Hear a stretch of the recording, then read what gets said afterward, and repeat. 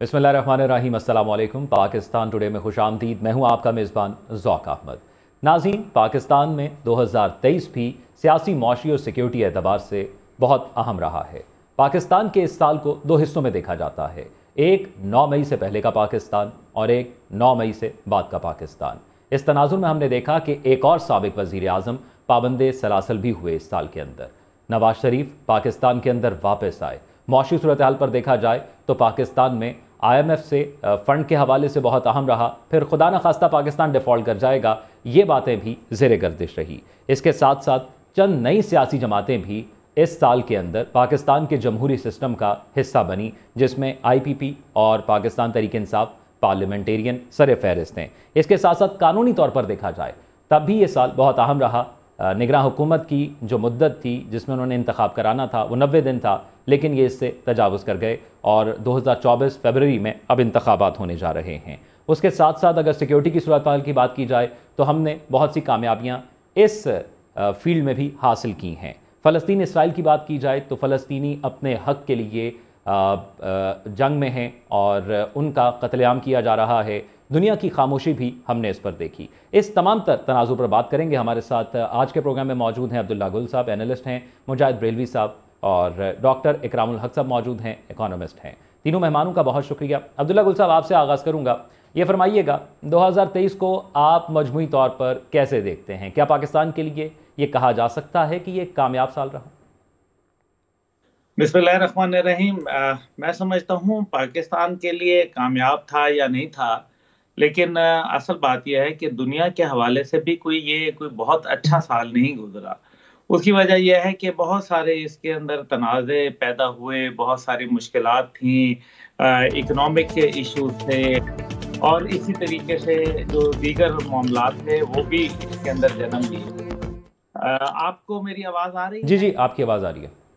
अच्छा, दरमियान में क्योंकि कोई वो म्यूजिक बज गया तो मैं समझा शायद नहीं नहीं, आपको आपकी मेरी आवाज़ आ आवाज रही है। नहीं जी, पहुंची। जी जी। आप कंटिन्यू तो करें। मैं ये कहूंगा कि पाकिस्तान जो है उसके हवाले से बहुत सारे जो मामलात थे वो बेहतर हुए और कम से कम हमें ये पता चल गया कि हमारा दोस्त कौन है, दुश्मन कौन है।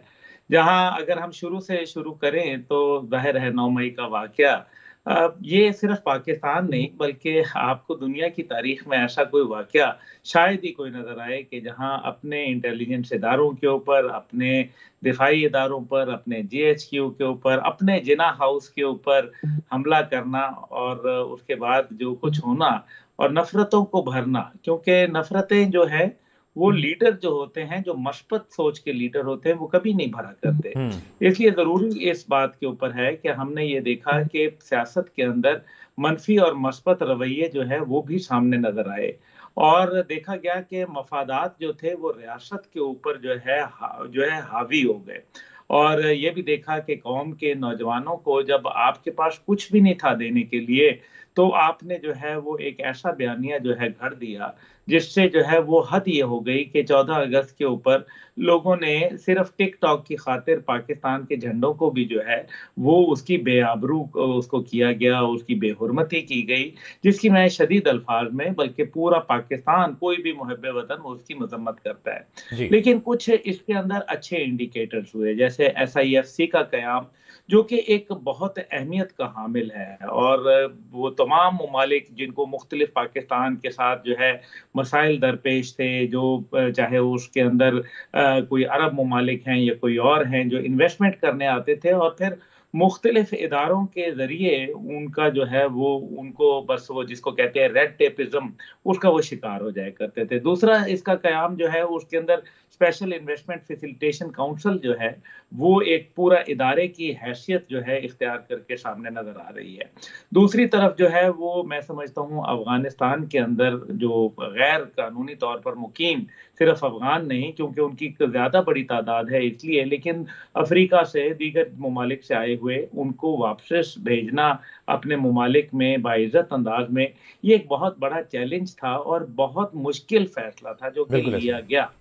तीसरी तरफ जो है मैं ये समझता हूँ कि अमेरिका का दौरा हमारे आर्मी चीफ का किया और अमेरिका के दौरे के आने के बाद फार्मर्स कन्वेंशन से खिताब करते हुए उसको रियासत तैयबा का जो है वो दोबारा उनको याद कराया गया। ये बहुत बड़ी बात है, इसके बड़े दूररस नताइज हैं, ये ऐसे वैसे नहीं बोली गई, बड़े सोच समझ के बोला गया ये। फिर हमारी दहशतगर्दी जो है उसके अंदर ज़ाहिर है कामयाबियां भी हुई, कुर्बानियां भी हुई, बहुत कुर्बानियां दी, लेकिन जो बुनियादी दहशतगर्दी के जो नेटवर्क्स थे उनको मेरे ख्याल में उनका कलाकमा किया गया और अभी तक वो जारी है। फिर हमने ये भी देखा कि अमेरिका का जो असला था जो कि वो अफगानिस्तान में जानबूझ के छोड़ गया और पाकिस्तान जो था वो निशाना बना के, जिसको मेरे वालिद साहब जनरल हमीद गुल कहा करते थे कि 9/11 बहाना, अफगानिस्तान ठिकाना और पाकिस्तान असल निशाना। तो वो आप देख लें कि पाकिस्तान पे ब्लेम करने के लिए और फिर रोब कैंटोनमेंट के वाकयात हुए जिसमें अमरीकी वर्दियां तक इस्तेमाल हुई और बहुत ही जदीद असला जो था वो आज ठीक भी है, यानी पकड़ा गया। मजमूई तौर पर आप देख रहे हैं कि बहुत मैं से बस मैं पॉजिटिव अपने एस्पेक्ट भी हुए हैं। 30 सेकंड्स में इनको मैं देखें, उसके बाद जो है वो हमने देखा कि स्टॉक मार्केट बढ़ी। फिर हमने ये देखा कि डॉलर जो था तारीख में कभी 50 रुपए 60 रुपए नीचे नहीं आया, ये भी बात बड़ी अहमियत की हामिल है। पेट्रोल का 54 रुपए लीटर जो है वो नीचे आ जाना, ये भी हमने पहले कभी नहीं देखा। फिर हमने ये भी देखा कि अवाम का इस तमाम सिस्टम पे से एतबार कम होना जमहूरियत का, ये भी अच्छी बात नहीं है। नवाज शरीफ साहब की वापसी वगैरह ये तो मेरे ख्याल में एक और बात है, लेकिन जो लीडरशिप जो सोचती थी कि शायद उनके ऊपर कोई हाथ नहीं डाल सकेगा, ये मुश्किल फैसला था। बगावत कराने की कोशिश की गई फौज के अंदर, फौज ने बगावत को अल्हम्दुलिल्लाह कुचल के रख दिया और कोई ऐसा जो है नुकसान ना हुआ। तो ये 5th जनरेशन वॉरफेयर में जीतने वाला वाहिद मुल्क जो है वो पाकिस्तान है, यानी पाकिस्तान इसलिए को इस मुल्क को कामयाबियों के साथ जो कामयाबी है हुई याद है। रखा जाए तो बेहतर है। ठीक है, 2023 को आप समझते हैं कि कामयाबी के तौर पर देखा जाए। मुजाहिद बरेलवी साहब, आप फरमाइएगा, आपको क्या लगता है 2023 पाकिस्तान के लिए कैसा रहा और पाकिस्तान के लिए सबसे बड़ा चैलेंज इस साल के अंदर क्या रहा? मुझे समझ में नहीं आता कि 2023 क्या, 2022 क्या, और अगर और भी पीछे चले कौन सा कामयाबी होगा साल। यानी मैं तो नहीं कहता, वर्ल्ड बैंक की रिपोर्ट है कि पाकिस्तान जो है वो अपने दूसरे लोगों से बहुत पीछे रह गया। हत्ता कि जिन बंगालियों को हमारे जो मिलिट्री एस्टेब्लिशमेंट है उसको कहती रही कि जनाब ये तो 5-5 फीट के लोग हैं और ये क्या तरक्की करेंगे, और हमें पता है कि उस वक्त 80% जो है वो कितने कमा के दे रहे हैं, हम क्या करते थे। अब मैं फैक्ट फिगर में नहीं जाऊंगा, लेकिन जो नहीं आता इमरान खान का उसको भी शामिल कर ले। उससे पहले तो 85 से लेकर शरीफ और हमारी हुकूमत करते रहे। अब ये जो 18 माह, ये दो साल आ गए, इन 2 साल को देख ले, ये क्या हुआ है। इस वक्त कहाँ हम खड़े हैं, सिर्फ आप दहशतगर्दी पे काबू पाएंगे। आज ही की एक बहुत ही मोतबर अखबार की खबर है कि सिर्फ डेरा इस्माइल खान में 86 हमले हुए, 86, और उन सो कॉल्ड तालिबान में करें, तालिबान भी मैं नहीं कहता, पंजाबी और अफगानी और पाकिस्तानी और काबली जो अमरीकी असला जिनके लिए छोड़ के गए थे और हमने प्रॉक्सी वॉर जिनके लिए लड़ी, जिन्हें हमने पाला, जो हमें क्लाशन कोफे छोड़ के चले गए, इन्होंने 86 हमले से डेरा इस्माइल में काम में किए हैं, लेकिन मरवत में गालिबन 76 हमले किए हैं। तो मुजाहिद बरेलवी साहब, आपको लगता है कि तहरीके तालिबान पाकिस्तान की, आप उनको तो रवत, आपने भी मेरे पूरा जुमला नहीं किया, आपने रोक दिया मुझे। मैं आप जो बात कर रहे हैं, आप जो बात करें मुजाहिद साहब, मैं उसी में से एक सवाल आपसे पूछना चाह रहा था कि आपने तहरीके तालिबान पाकिस्तान, मैंने ये कहा कि 273 हमले किए, 273 हमारे फौजी जवान शहीद हुए, जो 383 हमले हमारे केपी में किए गए हैं, और ये पूरे 2022 की रिपोर्ट है, मुस्तनद रिपोर्ट है, ट्रिब्यून में छपी है। कहाँ से दहशतगर्दी का काबू पाया गया, बाकायदा कैंपों में घुस के मारा है। और हमारा मादत खाना देखे जो मौलाना फजलमान कहते हैं मैं जाऊंगा काबुल वालों से मिलने, ये तो दहशतगर्दी के हवाले से हवाला है। पेट्रोल देख ले, बिजली देख ले, गैस घरों में नहीं आ रही है। जो आप खुद रिपोर्ट कहती है कि 40 लाख बच्चे स्कूल नहीं जाते, ये सिंध जिसमें हमारी ग्रीन पार्टी गवर्नमेंट से रही है उसने ये हमारी गेंद दी है। हमारे यहाँ जो है दुनिया की जो चंद मुल्क है उनमें जो सबसे ज्यादा और बच्चे मर जाते हैं, अपनी औरतें मर जाती है पैदाइश से पहले, उनमें शामिल है पाकिस्तान का। जिंदगी के एतबार से वो एक पैरामीटर होता है हेल्थ में एतबार से, हेल्थ, एजुकेशन, इकोनॉमी। हमने पिछले इन्होंने इतने कर्जे लिए, अभी रिपोर्ट आई है कि जितने पिछले 60 साल में लिए गए थे। डॉक्टर हजारे पाशाह ने कहा है फैक्ट फिगर में नहीं जाए, आंखें बंद करने से ये जो उसकी तरह शीतल मुख की तरह हकीकत नहीं बदल जाती। कहाँ खड़ी है? हाँ, एक अहले दौलत, एक सिविल मिलिट्री एस्टेब्लिशमेंट जरूर तरक्की की है, उनकी दौलत में जरूर इजाफा हुआ है। अच्छा मुजाहिद साहब आप कता कलामी माफ, आप ये फरमाइएगा, आपने दहशतगर्दी का जहाँ पर जिक्र किया, आपको लगता है कि टीटीपी इमरान खान और चेयरमैन तहरीक इंसाफ जो साहब का रहे हैं, उनके दौर के अंदर जो टीटीपी के हवाले से फैसले लिए गए, ये उसकी बुनियाद पर पाकिस्तान के अंदर दहशतगर्दी में इजाफा हुआ? देखिए, ये तो कोई भी पैसे नहीं था। ये आपको अगर ये भी मैं याद दिला दूं कि मोहतरमा बेनजीर भुट्टो जब प्राइम मिनिस्टर थी, उसकी इतनी बड़ी इनकलाबी और प्रोग्रेसिव, जब ये अगर अब्दुल्ला गुल साहब बैठे, इन्हें पता है कि इनके वाली से जब 89 में जब कहा जा रहा था, जनाब उन्होंने कहा था कोई शहर हमें वो करके दो, फतेह करके दो, तो फतेह वो जो जलालाबाद को फतेह करने चले थे, कितनी बड़ी हजीमत हमें आई थी। बेनजीर भुट्टो साहबा तो एयरपोर्ट पे खरीदी कि मैं जाऊंगी, काबुल में जाके करूंगी, तो आप अभी क्यों दे रहे हैं? हम तो उस वक्त से कर रहे हैं। कोई पॉलिसी चेंज नहीं होती काबुल के बारे में, फॉरेन पॉलिसी के बारे में, अफवानों के बारे में, इंडिया के बारे में। ये तो बेचारे पपेट्स होते हैं, ये चाहे इमरान खान हो, इवन मैं बेनजीर नवाज शरीफ क्यों कह रहा हूँ। ठीक है, दोबारा वापस आ गए ना मोदी की तरफ, जो पहले निजारे पाकिस्तान पे लेके गए, जिनकी नवासी की शादी पे मोदी जो है 150 लोगों को भर के लेके आया, और अब जो है फिर आज उन्होंने करनी चाहिए, ताल्लुकात बढ़ाने चाहिए। हर बलबा आप इमरान खान पे गिरा देते हैं। नहीं, मैं देखिए मौजूदा दौर की बात करेंगे ना, जो सबसे लेटेस्ट हुकूमत रही वो उनकी रही मुजाहिद साहब, जो सबसे लेटेस्ट हुकूमत रही, जो इस वक्त मौजूदा पाकिस्तान के हालात हैं, हम उसी पर बात करेंगे जो हुकूमत इस वक्त रह चुकी है। तालिबान का मैंने कहा ठीक है, चले आगे बढ़ते हैं। अब कुछ मौशी सूरत हाल पर भी बात करते हैं। आपने जिस तरह का इंडिकेटर्स बताए हैं, जो फैक्ट एंड फिगर्स, उस पर बात करते हैं। डॉक्टर इकरामुल हक साहब हमारे साथ मौजूद हैं, सीनियर इकोनॉमिस्ट हैं। डॉक्टर साहब ये फरमाइएगा कि 2023 के अख्ताम पर पाकिस्तान कहाँ पर खड़ा है। मैं एक चीज़ कोट कर देता हूँ कि जो कंट्री डायरेक्टर हैं आलमी बैंक के, उन्होंने पाकिस्तान के हवाले से ये कहा है कि पाकिस्तान का मौशी मॉडल नाकारा हो चुका है, पाकिस्तान को अपनी मईशत की मुकम्मल ओवरहॉलिंग की ज़रूरत है। तो इसकी बुनियाद पर हम कैसे देखें अब मईशत को, कहाँ खड़ी है हमारी मईशत? जी जाहिर है कि हम एक तो न्यूक्लियर मुल्क हैं, फिर दुनिया की 5th सबसे बड़ी इस वक्त आबादी वाला मुल्क है, मगर उसके एतबार से अगर देखा जाए तो जो माशी हमारे हालात हैं वो तो बहुत ख़राब हैं। अब इस पूरे बाकी दुनिया को तो छोड़िए, हमारे अपने रीजन में अब हमारा मुकाबला अफगानिस्तान से होता है, अब भारत और बांग्लादेश को भी छोड़ दे, नेपाल को भी। हमारी जो सबसे बड़ा मसला है, देखिए इस वक्त तारीख की सबसे बड़ी महंगाई इस साल में हुई, सबसे बड़ा जो हमारा डिस्काउंट रेट, उसकी वजह से फिर जाहिर है कि हर एक को कर्जा जो है वो भी महंगा मिलता है। तो हमारी बहुत सी इंडस्ट्रीज बंद हुई हैं, हमारी इंपोर्ट्स जो हैं वो बिल्कुल बंद हुई। तो उससे ये मसला हुआ कि जाहिर है कि जब हम अपना करंट अकाउंट डेफिसिट को कंट्रोल करने की कोशिश करते हैं तो इंपोर्ट बेस्ड कंट्री होने की वजह से फिर हमारी जो ग्रोथ है वो भी बहुत कम हो जाती है।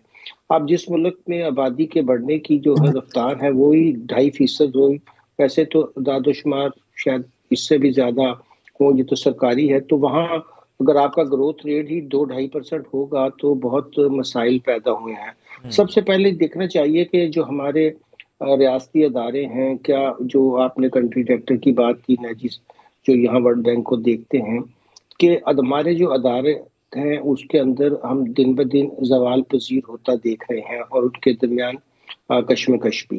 गैर आपने देखा कि जो सियासी अदम इस्तेहकाम अप्रैल से ही शुरू हुआ था, उसकी वजह से मईशत को तो बहुत नुकसान पहुंचा। मगर अगर आवाम के पहल से बात की जाए तो डॉलर डिवैल्यूएशन हो या पेट्रोल की महंगाई हो या आम खाने पीने की चीज़ों की, तो उनकी ज़िंदगी तो बहुत परेशान कुन हुई है। फिर आपने सैलिड क्लास पे इस कदर ज़्यादा टैक्स बढ़ाया है और उसके मुकाबले में ट्रेडर्स को टैक्स नहीं लगाया, तो अब बेचारे एक तो महंगाई के हाथों तंग हैं, और फिर जो फिक्स्ड आमदनी वाले सैलिड लोग हैं उनके लिए गुजारा करना बहुत मुश्किल हुआ। सतह गुर्बत से हमने लोगों को नीचे और धकेला है। तो अगर आप 2023 का पूरा जायजा लें तो एक सियासी अदम इस्तेहकाम ने, जिसमें बड़ा मसला हमारे अदारों का कॉन्स्टिट्यूशन के अंदर रह के ना काम करना, और सियासी और इलेक्टेड हुकूमतों का भी आइन के ऊपर अमल ना करना बहुत बड़ा मसला है। अब आप देख लीजिए कि उसकी वजह से मईशत को जो नाकाबिले तलाफी नुकसान पहुँचता है कि हम बार बार कोई 23 मरतबा तो हमने रेगुलर प्रोग्राम्स लिए हैं, IMF से 24 की तैयारी है, और फिर भी हमें आने वाले दिनों में जो हर साल 25 से 30 बिलियन डॉलर अदा करने हैं सिर्फ कर्जों की मद में बाहर। अंदरूनी कर्जों का आप हाल देख लीजिए कि इस बजट में 7.3 ट्रिलियन का हमने रखा, जो सबसे बड़ा आउटले। हमारा डिफेंस सिर्फ 1.8 है का एलोकेशन है, और सिर्फ डेट सर्विसिंग सूद की मद में हमने 7.3 रखा। मगर पहले 4 महीनों में इस माली साल के अंदाजा हुआ कि ये तो 8.5 ट्रिलियन से भी ऊपर जाएगा। अब ये इतना बड़ा जो गैप पैदा हुआ है, इसको फिर मजीद कर्जे लेकर हल किया जाएगा। तो जिस कर्जों की गर्दान में हम फंस चुके हैं, ये किसी एक जमात की बात नहीं करें। लेकिन डॉक्टर इकराम साहब, हमारी मजबूरी भी है ना कि हम इसके बगैर शायद गुजारा भी नहीं कर पाएंगे। और ये भी फरमाइएगा, क्योंकि अब 2024 में IMF का जो हमारा मुआहदा था उसमें एक आखिरी किस्त भी आनी है, तो क्या हम उसके बाद महंगाई में कमी देखेंगे 2024 में?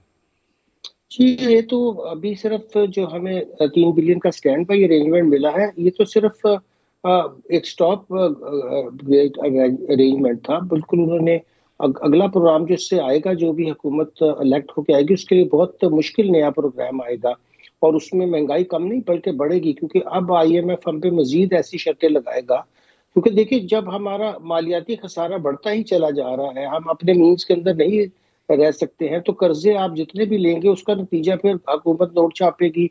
ये मॉनेटरी पॉलिसी इतनी गलत है कि इसकी वजह से फिर आपकी महंगाई तो और बढ़ती चली जाएगी। क्योंकि महंगाई को जो चीज पुश कर रही है वो हुकूमत का अपने जो है आमदन के जराए हैं उसके अंदर ना रहना है, और फिर टैक्स के निज़ाम को दुरुस्त ना करना है। क्योंकि आप देखते हैं कि इतना कम हमारा टैक्स बेस है कि जहां हम 120-30 मिलियन लोगों से एडवांस टैक्स ले लेते हैं मोबाइल के साथ, इसको एडवांस इनकम टैक्स कहते हैं 15%। मगर उनमें से सिर्फ इस साल अगर आप देखें तो 36 लाख लोगों ने रिटर्न फाइल की, और उसमें से भी बड़े हैरान कुन बात है कि 60% लोगों ने या तो नील की रिटर्न दी या कोई टैक्स नहीं दिया। तो इससे पाकिस्तान को चलाने के लिए बहुत ज़रूरी है कि अखराजात में भी कमी की जाए, मगर आमदन के जराए और उसके अलावा फिर और भी बहुत जो नॉन टैक्स एवेन्यूज हैं उनको देखा जाए। बड़े बड़े हमारे पास कुदरती वसाइल हैं, हमारे पास इतना बड़ा ह्यूमन रिसोर्स है, मगर हम उसको सही इस्तेमाल नहीं कर पा रहे हैं। अब आप देख लीजिए कि जो मादनी खजाने हमारे पास हैं, जिस तरह के वेदर हमारे पास हैं, जिस तरह की जमीन हमारे पास है, अगर यही जराए किसी और यानी हमारे पास वसाइल मौजूद हैं, लेकिन हम उनको इस्तेमाल करने के लिए वो पॉलिसीज नहीं ला पाए। डॉक्टर साहब आप ये कह रहे हैं। अब्दुल्ला गुल साहब, आप फरमाइएगा, अब किसी भी मुल्क के लिए सियासी अदम इस्तेहकाम महंगाई को भी लेके आता है और अनस्टेबिलिटी भी लेके आता है, और 2023 भी हमने इसी तरह का देखा कि पाकिस्तान के अंदर मौशी अदम इस्तेहकाम रहा। आपको अब आगे क्या लग रहा है? आगे उम्मीद है या नज़र आ रहा है कि आने वाला साल जो है वो मौशी तौर पर और सियासी तौर पर, ख़ास तौर पर अदम इस्तेहकाम जब होता है तो वो मईशत पर बड़ा असरअंदाज होता है, तो सियासी तौर पर हम स्टेबल नज़र आएंगे कुछ?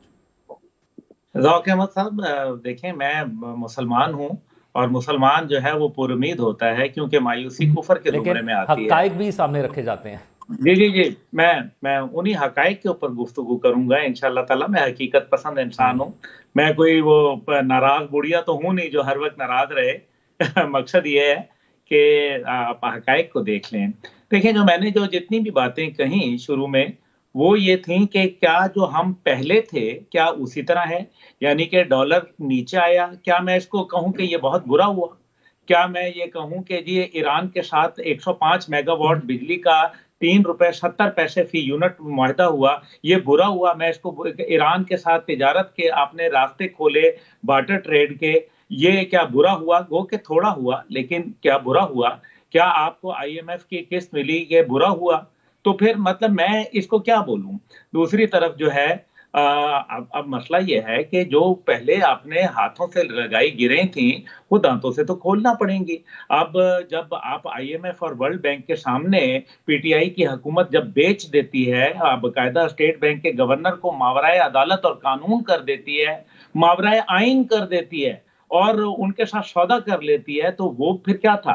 कश्मीर को जब बेच दिया जाएगा तो फिर उसको वापस लेने में टाइम लगेगा ना। अब्दुल्ला गुल साहब, ये फरमाइएगा, आपको लगता है एक सियासी हुकूमत इसकी जिम्मेदार है या ये तसलसल था जो काफी सालों से नहीं, तसलसल से तसलसल से सारी हुकूमतें इसके अंदर अपना अपना हिस्सा बकदरे जुस्सा डालती रही। देखिए ना, डॉलर जो था जब शाहिद खाकान अब्बासी गए तो वो 108 रुपए के ऊपर था। जब खान साहब की हुकूमत खत्म हुई तो 191 का था वो डॉलर ओपन मार्केट के अंदर। फिर इसी तरीके से जब पीडीएम की हुकूमत आई तो उसने तो बेड़ा गर्क करके रख दिया। इसमें तो कोई दूसरी राय नहीं है। मैं ये कह रहा हूं कि इंडिकेटर्स क्या हैं? इंडिकेटर्स ये हैं कि एसआईएफसी का कयाम है, उससे बेहतरी आई। सीपैक का जो हमारा चाइना के साथ दूरी हुई थी, क्या वो उसके अंदर हमने बेहतरी नहीं देखी? क्या सऊदी अरब के साथ रवाबित के अंदर जो हमारे एक तातुल आ गया था उसके अंदर हम बेहतरी देख रहे हैं? लेकिन हकायक के ऊपर बात करें, देखिए बात यह है कि आइंदा आने वाली जो हुकूमत होगी वो मैं तो हमेशा निजाम का क्रिटिक रहा हूं। निजाम जो है वो इतना बोसीदा हो चुका कि अब इसके अंदर जो भी हुकूमत आएगी वो एक चूचू का मुरब्बा होगी और उसका रिजल्ट जो है वो पीडीएम से कोई मुख्तलिफ नहीं होगा। लेकिन जहां तक ताल्लुक है बहुत सारी बातों का, देखें, हम अगर हर चीज को कहें दहशतगर्दी का अगर हम ये जिक्र कर लें, अमेरिका तो हम तो बहुत बुरे हाल है ना जी। पाकिस्तान को तो चलें, हमने तो मायूसी फैलानी है, लेकिन मुझे सिर्फ ये बता दीजिए कि अमेरिका तो बहुत बड़ा मुल्क है ना, 31.2 ट्रिलियन डॉलर का दुनिया का मकरूज तरीन मुल्क है। क्या अमेरिका ने दहशतगर्दी की जंगों के अंदर अपने जो 250 साल तारीख है उसके अंदर माशवाए 8 साल के बाकी वो सारा वक्त जंग नहीं लड़ता रहा? क्या उसके जो अफगानिस्तान के अंदर जो उसके लोग मरे हैं, क्या उन्होंने वो बॉडी बैग्स कभी बताए हैं कि वो कितने, जो कतर के अंदर जो है मोर्चरी के अंदर वो रखते रहे लोगों को? तो फिर क्या हम सिर्फ सब कहें कि जनाब नहीं ये तो पाकिस्तान के अंदर है, जो इंडिया के जो है डंडे मार मार के जो चाइना ने मार दिए लद्दाख के अंदर, उसको क्या बोले? चाइना के अंदर जो बेतहाशा मुख्तलिफ किस्म के प्रॉब्लम्स आते हैं, जलजले आते हैं, सैलाब आते हैं, तूफान आते हैं, उसके अंदर लोग मर जाते हैं। चाइना तो एक बहुत ही तरक्की याफ्ता मुल्क है, वो तो दुनिया के फर्स्ट वर्ल्ड कंट्रीज के अंदर आता है। देखिए, उसके बाद फिर जो है कहा जाए कि हम क्या पाकिस्तान जैसी मिसाल मिलती है कि 4 मिलियन लोग जो है आपने अपने अंसारे मदीना का किरदार अदा करते हुए उनको पाकिस्तान रखा, तो क्या ये बुरा किरदार अदा किया? तो बुरा नहीं किया। हाँ, वक्त के साथ साथ तरजीहात चेंज हो गई। परवेज मुशर्रफ साहब ने गलत यू टर्न लिया, हमारी अफगान पॉलिसी जो थी वो अच्छाई से बुराई के अंदर तब्दील हो गई, हमें वो यू टर्न लेना पड़ेगा। फिर क्या ये बताइए ना कि जब 2 दफा खान साहब की हुकूमत में अफगानिस्तान के जब काबुल फतह होने के बाद 2 दफा OIC के इजलास हुए, एक दफा वज़राए खारजा का और एक दफा हंगामी इजलास था, क्या अफगानिस्तान को उन्होंने कबूल कर लिया? फिर उसके बाद क्या ये हकीकत नहीं है कि तालिबान जो है दोबारा रीसर्फेस की एक इजाजत दीजिए, क्या ये हकीकत नहीं है कि केपी के अंदर जो है बाकायदा तालिबान के साथ जब गुफ्तगू शुरू की गई टीटीपी के लोगों के साथ, तो जो जिनकी तादाद 600 थी वो एक हफ्ते में 7200 बन गए? क्या मैं गलत कह रहा हूं? क्या मैं फैक्ट्स के ऊपर गुफ्तगू नहीं कर रहा? फिर मुझे ये बताएं कि जो CTD केपी का हाल था वो तो ऐसा था कि पूरा थाने के ऊपर कब्जा कर लिया बन्नू पे। वो जाके फौज के कप्तान ने SSG के और उसके साथ चंद कमांडो ने जो है वो जाके छुड़वाया। ये CTD का हाल छोड़ के गए थे। तो देखिए ना, जबान तो हमारे मुंह में भी है, बात करनी आती है। जलालाबाद की अगर बात करेंगे तो जलालाबाद के अंदर मैं आपको बताता हूं कि जलालाबाद का जरा पढ़ लेना केस, उस टाइम पे कहा कि अमेरिका की ये ख्वाहिश है कि ISI जो है वो कोशिश करके फतह करवाए जलालाबाद को, जबकि कहा गया कि काबुल हम कर सकते हैं, लेकिन कहा कि नहीं जलालाबाद, इस वजह से कि वहां रशियन ट्रूप्स की मौजूदगी ज्यादा थी। ये बकायदा ऑन रिकॉर्ड चीजें हैं, ये सऊदी अरब से भी वैलिडेट करवा सकते हैं आपको। ये ऐसे नहीं होगा कि जनाब सिर्फ जाके आप क्योंकि किसी एक पार्टी की तरफ झुकाव रखते हैं तो आप किसी पे जाके जो मर्जी इल्जामात लगाना शुरू कर दें। मुझे बरेलवी साहब की बात से बिल्कुल इख्तलाफ राय है शदीद किस्म का, क्योंकि ये बात जो है मेरे वालिद साहब जनरल हमीद गुल ने खुद इनको क्लियर की हुई है जलालाबाद के, किसी और ने, इन्हीं के इंटरव्यू के अंदर मौजूद है। और फिर जो आके दोबारा ये बात करना, लेकिन अब्दुल्ला साहब पॉलिसी कौमी सतह पर बनती हैं, फर्द वाहिद नहीं बनाता, तमाम इदारे उसमें शामिल होते हैं।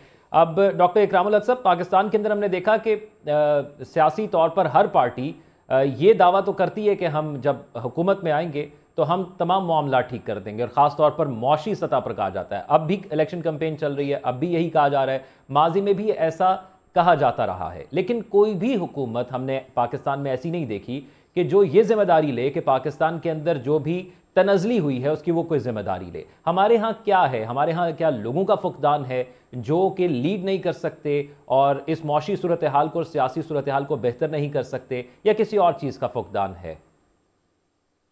ये असलाहत जो करनी चाहिए सबको पता है, उसके बारे में बहुत लिखा जा चुका है, स्टडीज मौजूद है, रोड मैप मौजूद है, पूरा प्लान मौजूद है। लेकिन देखिए जब इलेक्शंस आते हैं तो अब तो कोई ऐसी भी हमने चीज नहीं देखी खास तौर पर इस इलेक्शन में कि कोई मैनिफेस्टो ही तैयार किया गया हो, कुछ अपने बताया गया हो कि इस सूरत हाल से कैसे निपटा जाएगा।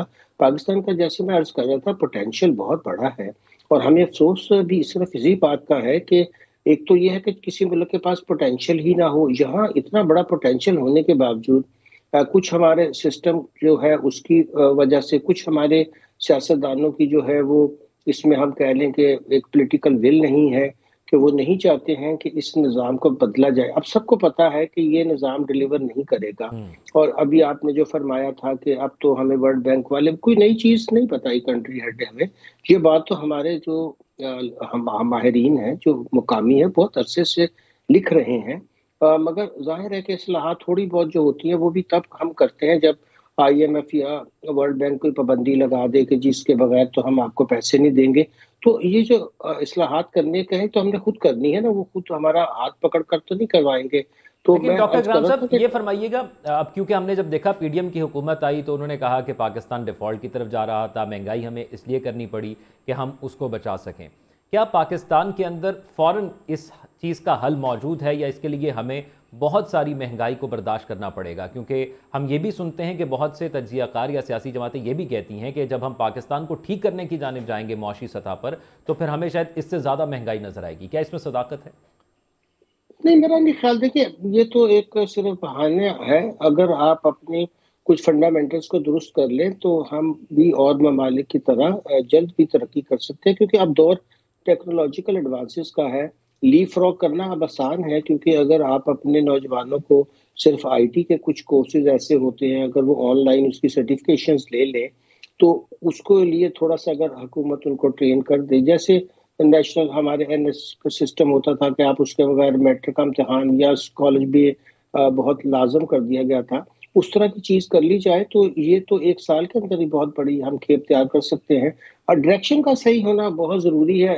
इस वक्त सारी सियासी जमातें एक दूसरे के ऊपर जो इल्जाम तराशी करती रहती हैं, उसको सोचना चाहिए बैठकर अब कि कोई भी जिसको अवाम मुंतखब करे आए, मगर एजेंडा जो है वो कौमी हो। और हर एक कम से कम कुछ चीजों पे ये तो कमिटमेंट करे कि ये हम जरूर करेंगे, और बाकी भी फिर मुखालफत बराए मुखालफत ना करें, बल्कि उसमें साथ दें कौमी एजेंडे के लिए। तो कोई इस मईशत को भी ठीक करना कोई बहुत बड़ा मसला नहीं है। और ये कहना कि नहीं जी अब हमें इससे ज्यादा जो है वो मुश्किलात का सामना करना पड़ेगा, ये भी बात दुरुस्त नहीं है। देखिए एनर्जी सेक्टर है, सबको पता है कि एनर्जी के अंदर 2-3 बड़े प्रॉब्लम है। हमारी जो लाइंस है वो दुरुस्त नहीं, वहाँ लॉसेज हैं, चोरी होती है। अब उस चीज को हमने इतने अरसे से एड्रेस नहीं किया, कीमतें बढ़ा बढ़ा कर तो हम उसको दुरुस्त नहीं कर सकते। सार्फिन पर बोझ डालने से वो जो चोरी है, वो जहाँ असल लॉसेज हैं, जहाँ वो उसकी एफिशिएंसी दुरुस्त करनी है, जहाँ पे हमें उसको सिस्टम को बेहतर करना है, अगर वो हम कर ले तो इन मुसीबतों से हम जान छुड़ा सकते हैं। और जिस मुल्क में देखिए एनर्जी सिक्योरिटी होनी चाहिए, अगर आपकी एनर्जी कंपेटिटिव नहीं है तो फिर आप कोई भी मईशत नहीं चला सकते, क्योंकि आज आपको दुनिया में मुकाबला करना है। एक्सपोर्टेबल सरप्लस हम एग्रीकल्चर से इतना निकाल सकते हैं, अगर हम अपनी, हमारी तो अल्लाह ताला ने इतनी बेहतरीन हमें ज़मीनें अता की हैं, इतने अच्छे मौसम अता किए हैं। और अगर हम इसको ही एक इसी सोर्स को अगर हम टैप कर ले, जिस साथ मैंने जैसे अर्ज किया कि नौजवानों को IT की तरफ हम अच्छी तरह ट्रेन कर दे, तो पाकिस्तान बहुत जल्दी कैचअप कर सकता है। तो मायूसी की तो कोई वजह नहीं है। मैं समझता हूँ कि हमारे जो सिर्फ और सिर्फ दो चीजों की हमें जरूरत है। एक, हम सारे एक कौमी एजेंडे पे इकट्ठे हों कि हमने आगे मुल्क कैसे चलाना है, कैसे बिल्कुल इसको ऐसे ही है तरक्की और की ये राह वक्त की पर लेके ज़रूरत भी जाना है। है कि हमें भी और मुल्क के लिए भी। अब्दुल्ला साहब ये फरमाइएगा, आपने पहले जिक्र किया था चूजों का मुरब्बा होगी आने वाली हुकूमत, एक मखलूक हुकूमत देख रहे हैं आप या फिर एक जमात की हुकूमत आप देख रहे हैं? और दूसरी बात ये कि जिस तरह पहले मैंने जिक्र किया डॉक्टर साहब से सवाल करते हुए कि हमारे यहाँ हमेशा कोई भी सियासी जमात अपना जब उसका दौर गुजर जाता है, वो कोई भी हो पाकिस्तान में, जब वो रूल कर चुकी होती है तो कोई भी जो भी लॉस हुआ होता है उसकी जिम्मेदारी नहीं लेती और दूसरों पर डाली जाती है। ये कसूरवार कौन है? क्या आवाम कसूरवार है जो उनको मुंतखब करते हैं या ये सियासी जमातें ही फिर कसूरवार हैं? दोनों बातें बड़ी अहम हैं। पहली बात यह है कि डॉक्टर साहब ने जितनी बातें की बड़ी पॉजिटिव हैं और वो रियलिटी बेस्ड हैं। और उन्होंने जो सबसे अहम बात की कि इस निज़ाम के अंदर ये सिलसिला नहीं चलेगा, और यही बात मैंने भी कही थी। और बिल्कुल विल नहीं होती, असल में ये नहीं है कि क्या पाकिस्तान एशिया की लीडिंग इकोनॉमी नहीं रहा 1974 तक? क्या पाकिस्तान जो है दुनिया के अंदर अपना डंका नहीं बजाता रहा? तो बिल्कुल बजाता रहा। हमारी जो फॉरेन पॉलिसी थी, हम तो स्पेस में तब जा रहे थे जब दुनिया को पता ही कोई नहीं था, और मगरिब जो है वो तो सोया पड़ा हुआ था। तो पाकिस्तान की ऐसी नहीं है, it is full of achievements. हाँ, मुश्किलात हैं इस वजह से क्योंकि हम महवर हैं। तमाम दुनिया की कुव्वतें जो हैं वो यहाँ ग्रेट गेम एक खेलती हैं, जिसकी बुनियाद के ऊपर ये सारा कुछ होता है। और मुश्किलात की वजह हम खुद हैं अब्दुल्ला साहब। जी जी बिल्कुल। और इंतखाबात के हवाले से जो आपने कहा, मैं नहीं समझता कि किसी एक जो पार्टी है वो उसको अक्सरियत मिलेगी, क्योंकि हालात ऐसे नहीं नजर आ रहे।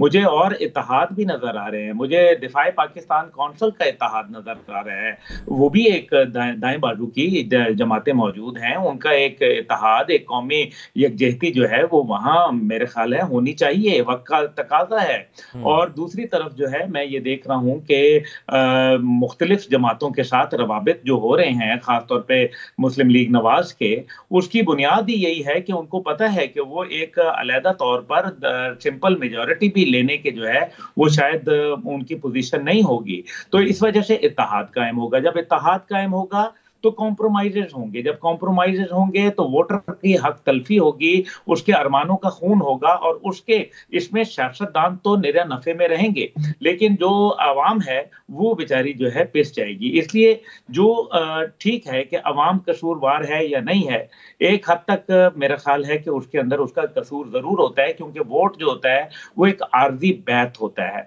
और आपका उसके अंदर कोई अच्छा करते हैं तो भी आपके जिम्मे में आता है, और अगर कोई बुरा होता है तो भी उसके गुनाह आपके कंधे के ऊपर लिखे जाते हैं। मैं वक्त मुख्तसर है डॉक्टर इकराम साहब, आप ये फरमाइए, अब 8 फरवरी को इंतखाबात पाकिस्तान के अंदर हो रहे हैं, और यकीनी तौर पर इंतखाबात ही पाकिस्तान की मईशत को दुरुस्त करने का वाहिद हल है। अगर इंतखाबात ये किसी भी वजह से XYZ कोई भी वजह होती है डिले होते हैं, तो उसका कितने नुकसानात पाकिस्तान को मौजूदा मौशी सूरत हाल पर होंगे? और ये भी फरमाइएगा कि अब हर सियासी जमात यही बात कर रही है कि पाकिस्तान में मिलकर चलना है, मखलूत तरीके से चलना है, सबको साथ लेकर चलना है। मफाहमत की बात बहुत ज़्यादा हो रही है इस वक्त पाकिस्तान के सियासी बयानिए के अंदर। ये किस हद तक पाकिस्तान को फ़ायदा पहुँचाएगा? जी देखिए, दो चीज़ों के बारे में मैं समझता हूँ कि हमें कभी भी ये नहीं सोचना चाहिए कि ऐसा ना हो, क्योंकि एक तो कभी डिफ़ॉल्ट का पाकिस्तान का ये तो रूल आउट करना चाहिए, क्योंकि उसकी बड़ी कॉस्ट है, और दूसरा इलेक्शंस ना करवाना आईने पाकिस्तान का ये बिल्कुल ही समझिए कि फिर उसको ख़त्म करने वाली बात है। हाँ, इस्लाहात आइन में भी हो सकती हैं, उसमें भी तब्दीलियाँ हो सकती हैं। जैसे मैं अर्ज़ कर रहा था कि ये रियलाइजेशन अब पाकिस्तानी कौम को तो है, अदारों में भी है, कि हमें बहुत जल्दी और तेज़ी के साथ कुछ ऐसे इक़दामात लेने होंगे जहाँ जहाँ इस्लाहात की ज़रूरत है, क्योंकि ये हमारा सिर्फ एक जगह गवर्नेंस का मसला नहीं है, हर जगह ही हमें इस्लाहात करनी पड़ेंगी। और सारे हमारे जितने भी सूबे हैं, अगर हम मज़ीद उनको छोटा करते हैं, क्योंकि देखिए पंजाब का साइज़ जो है, अगर यहाँ पूरे मुल्क की जो है वो सीटें एक तरफ और पंजाब की सीट्स एक तरफ, तो पंजाब के अंदर भी कुछ ऐसे इंतजामी इस्लाह, बल्कि सारे मुल्क के लेवल पर भी, बलूचिस्तान में भी शायद एक और सूबे की ज़रूरत हो, पंजाब को भी एक और सूबे की ज़रूरत हो। देखिए, ये जो 4 सूबों वाला निज़ाम चल नहीं पाया है, और ये जमहूरियत का भी जो तरीकाकार हमारी पार्टियों का है कि वो कानून साजी ना करना, इस्लाहात ना करना, और गली अहम ज़रूरत है पाकिस्तान के अंदर एक ऐसी कानून साजी की जाए जिस पर सारे मुत्तफिक हों, एक ऐसी पॉलिसी पाकिस्तान के अंदर बनाई जाए जो कि मुस्तकिल तौर पर चले। ये ना हो कि एक हुकूमत आए तो वो हुकूमत जो है वो अगली पॉलिसी, उस पॉलिसी को कंटिन्यू ना करे। बहुत शुक्रिया, हमारे साथ अब्दुल्ला गुल साहब मौजूद थे, डॉक्टर इकरामुल हक साहब मौजूद थे, और मुजाहिद बरेली साहब भी मौजूद रहे। प्रोग्राम के अगले हिस्से में हर इंसान को ये ख्वाहिश होती है,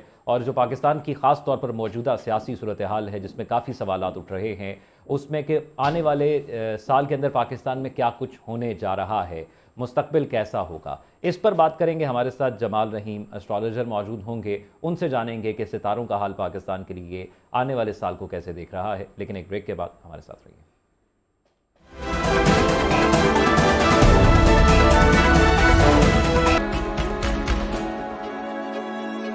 बुकिंग और पेमेंट प्लान के लिए हमारी वेबसाइट soulcity.com.pk विजिट करें और call 111768 505। Soul City, soulful living। Good morning everyone. सुबह सुबह उठ के यहाँ पर आना कैसा महसूस हो रहा है? लोगों ने तो बकायदा मेरे खिलाफ कैंपेन शुरू की है कि मैं जैसे भंगी हूँ, सुबह उठता नहीं हूँ। मैं बड़ा बरमला कहती हूँ कि मेरी कामयाबी के पीछे मेरे शौहर का हाथ। तो यहाँ पे इलेक्शंस होंगे या नहीं होंगे, मेरा ख्याल में ये सबसे मुश्किल काम है। इससे बेहतर मैं ये प्रेडिक्ट करके आपको बता सकता हूँ कि पाकिस्तान क्रिकेट टीम कौन सा मैच जीतेगी या नहीं जीतेगी। एक ऐसा लीडर चाहिए जिसके लिए लोग थोड़ी देर के लिए भूख काटने को तैयार हों। तो हम ज़वाल में वहाँ पहुँचे हैं कि मेरे ख्याल में ये रिवर्सिबल नहीं। नवाज शरीफ साहब भी मेरी नकल उतारते हैं, जरदारी साहब भी नकल उतारते हैं। तो पूछते हैं ना अपनी पर्सनैलिटी को डिफाइन करो, तो मैं करता हूँ कि दबंग, मलंग और दुनिया से दिल तंग। पाकिस्तान और चीन के जो बढ़ते हुए ताल्लुकात थे वो दुनिया की बड़ी ताकतों खुसूसन अमेरिका के लिए एक लम्हा है। देखिए प्रोग्राम न्यूज मॉर्निंग पीर से जुमा सुबह 9:05 पर सिर्फ PNN पर।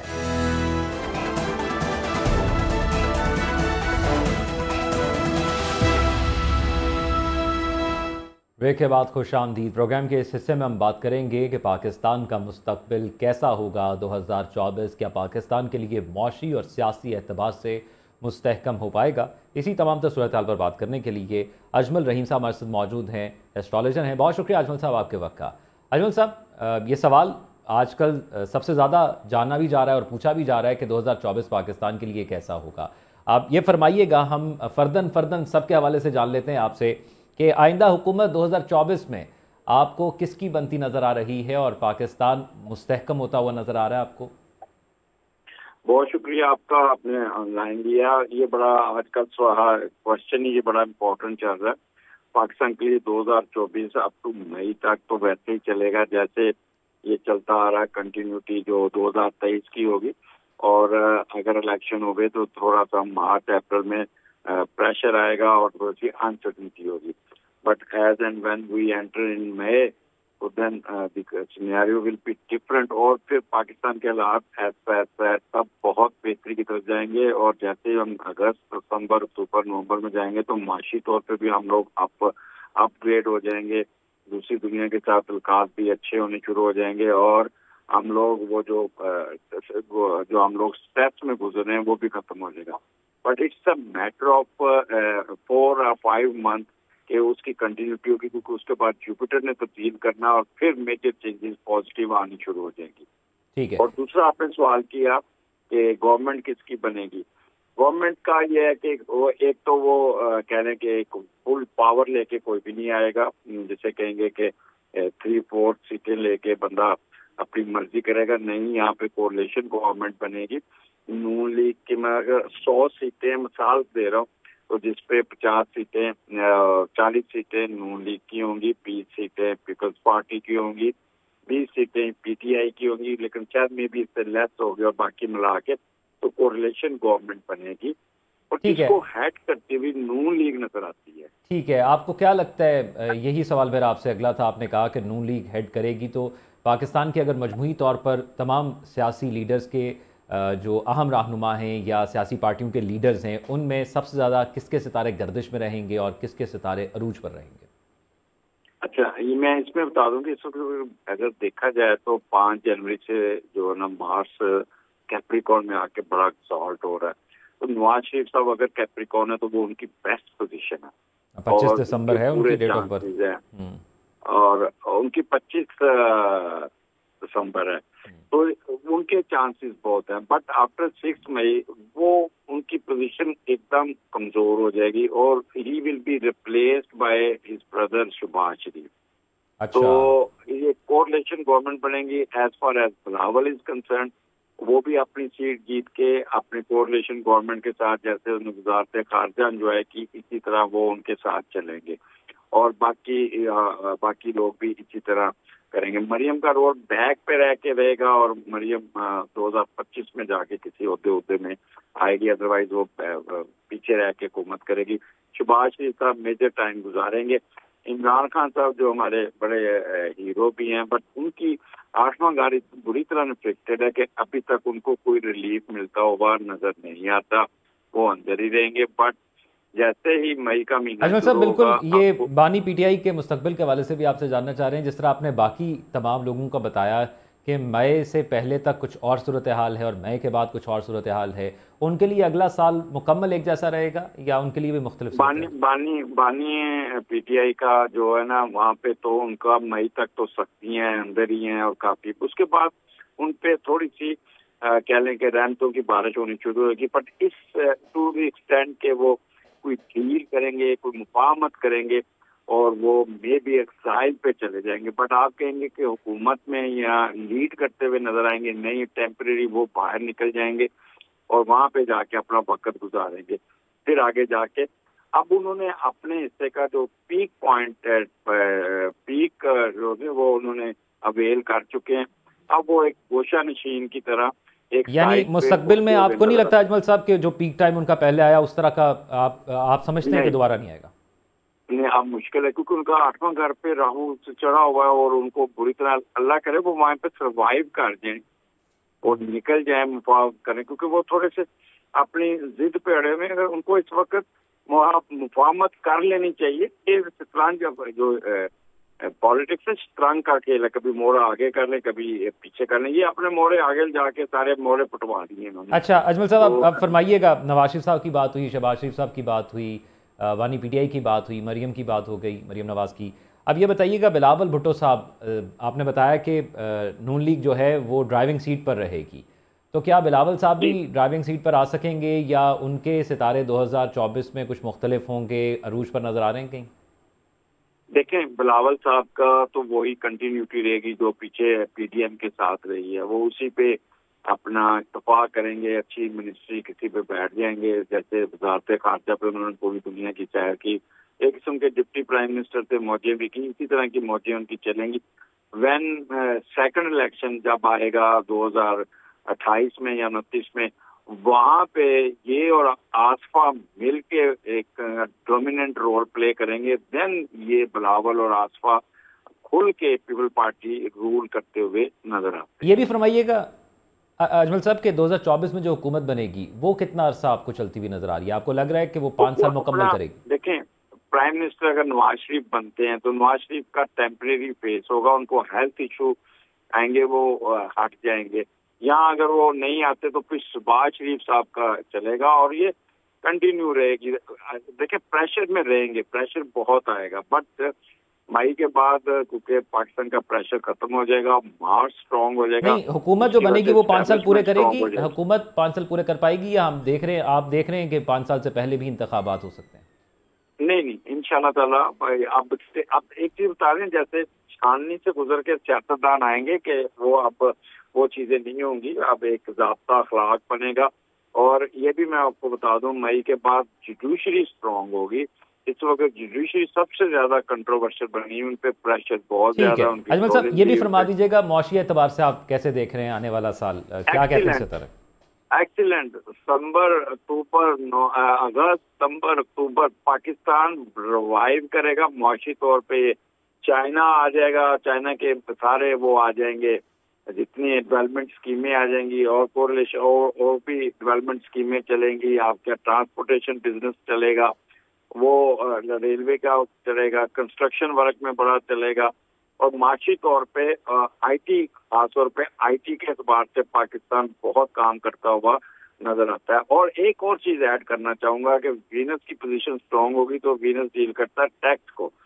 इस वक्त हम 33% या 34% लोग टैक्स देते हैं, तो उसको वो इतना कोई ऐसा कानून बनाएंगे जिससे तकरीबन कोई 80-90% लोग टैक्स नेट में आ जाएंगे। यानी आपको लगता है, ये आपने बड़ा फिगर बताया है कि 80-90% लोग आ जाएंगे। ये फरमाइएगा अजमल साहब के आवाम के लिए कोई खुशखबरी है इस साल के अंदर? सितारे क्या कहते हैं, महंगाई में कमी आएगी, जॉब्स अपॉर्चुनिटी ज़्यादा होंगी, क्या देख रहे हैं आप?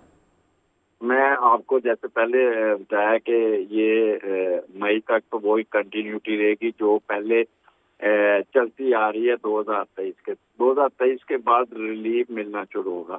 अब जनवरी के महीने में आपको पेट्रोल की कीमतें कम होती नजर आएंगी, काफी डॉलर की कीमत डाउन होगी। ये डॉलर क्योंकि ये 20 जनवरी के बाद डॉलर कंट्रोल में आएगा, फिर इलेक्शन, अगर इलेक्शन होता है ना तो फिर प्रेशर आएगा, 2 महीने काफी प्रेशर में गुजारेगी गवर्नमेंट भी, एस्टेब्लिशमेंट भी। और यानी ये नए साल के आने वाले 2-3 महीने बड़े टफ हैं, उसके बाद हम देख रहे हैं कि पाकिस्तान के लिए मुआशी तौर पर और सियासी तौर पर बेहतर साल साबित होगा। बहुत शुक्रिया डॉक्टर अजमल रहीम साहब हमारे साथ मौजूद थे, एस्ट्रोलॉजर हैं, आपका बहुत शुक्रिया। नाज़रीन, आज साल का आखिरी दिन है और हमारी तरफ से आपको हैप्पी न्यू ईयर। उसके साथ साथ बहुत सी दुआएं हैं इस मुल्क पाकिस्तान के लिए। हम उम्मीद करते हैं और दुआ करते हैं कि पाकिस्तान के लिए आने वाला साल मुआशी एतबार से भी सबसे बेहतरीन साल साबित हो और ख़ास तौर पर जिसका हमें फ़ुक़दान है, जिसकी हमें कमी है, उस सियासी तौर पर जो हिजान हम देखते हैं उसमें भी कमी आए और पाकिस्तान कामयाबी की तरफ आगे बढ़े। अपना बहुत सारा ख्याल रखिएगा। इंशाल्लाह नए साल में मुलाकात होगी।